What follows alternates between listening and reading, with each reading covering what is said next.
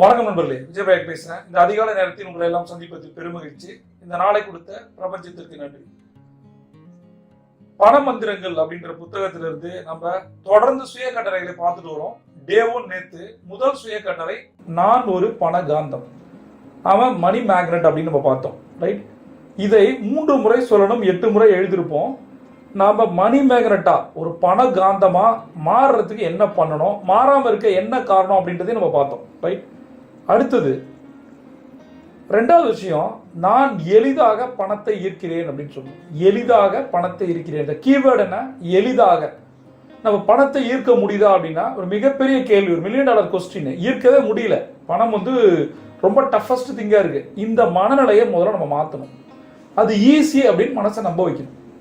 மனசுகிட்ட at least பொய்யாவது சொல்லி சொல்லி சொல்லி சொல்லி நான் ஈஸியாக பணத்தை அப்சர்வ் பண்ணுறேன், பணம் என்னை நோக்கி வருது, அவ்வளோதான், ஈஸியாக வருது. ஈஸி, அந்த வேர்டு ரொம்ப ரொம்ப முக்கியமான வேர்டு. இதை நீங்கள் ப்ராக்டிஸ் பண்ணணும். ஆஸ் யூஷுவல் 3 முறை சொல்லணும், 8 முறை எழுதணும். அடுத்த பண சுய கட்டளை, நான் எதிர்பாராத பணத்தை ஏற்றுக்கொள்கிறேன். எதிர்பாராத அப்படின்னும் போது மேபி இது நெகட்டிவா, அப்படி கிடையாது, அன்எக்ஸ்பெக்டட். அதான், நம்ம எனக்கு ஒரு பணம் வருதுன்னு எதிர்பார்க்குறேன், அந்த பணம் வருது, ரொம்ப ரொம்ப சந்தோஷம், இந்த பிரபஞ்சத்திற்கு நன்றி. ஆனால் நான் எதிர்பார்க்காத பணம் வருது, சம்மந்தமே ஒரு பணம் வருது, திடீர்னு ஒரு போனஸ் வருது, ஒரு டிவிடெண்ட் வருது, ஒரு இன்சென்டிவ் வருது, பணமே வராதுன்னு நினைச்சிட்டு இருந்த ஒருத்தர் கொடுத்த பணம் அதுல வருது. இந்த மாதிரி நிறைய ஆச்சரியங்கள் உங்கள் வாழ்க்கையில வரும், நடக்கும். அதற்கு நம்மளோட மனசை தயார்படுத்திக்கணும். எதிர்பார்த்த மற்றும் எதிர்பாராத பணத்தை என்னால் ஏற்றுக்கொள்ள முடியும் அப்படின்னு மைண்ட் செட்டை மாற்றணும்.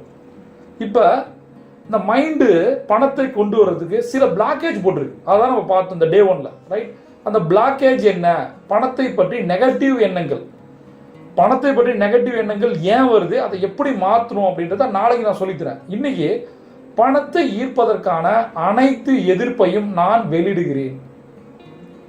பணத்தை ஈர்க்க போறேன், சரியா?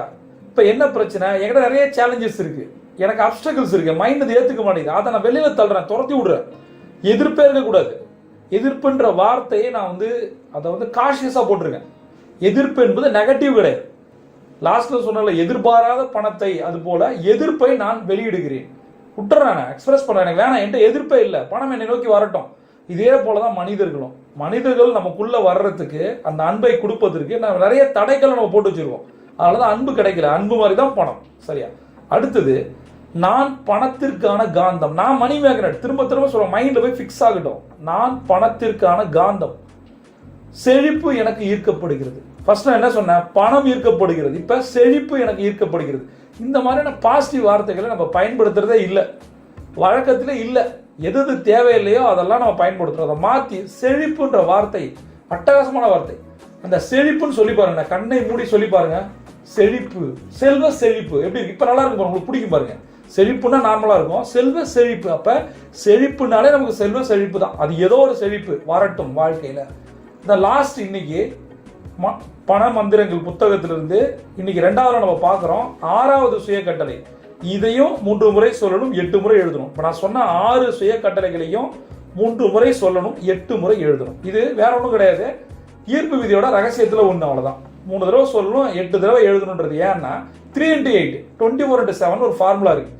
24 7 நாள் பண்ணணும். இதை பண்ணா லைஃப்ல ஜெயிக்கலாம். அதாவது 24x7 ஒரு ரூல் இருக்கு, லா ஆஃப் அட்ராக்ஷன். அதுதான் நான் சொல்லிக்கிறேன். இப்ப லாஸ்ட் பாயிண்ட் என்னன்னா, பணம் எளிதாக என்னிடம் வருகிறது.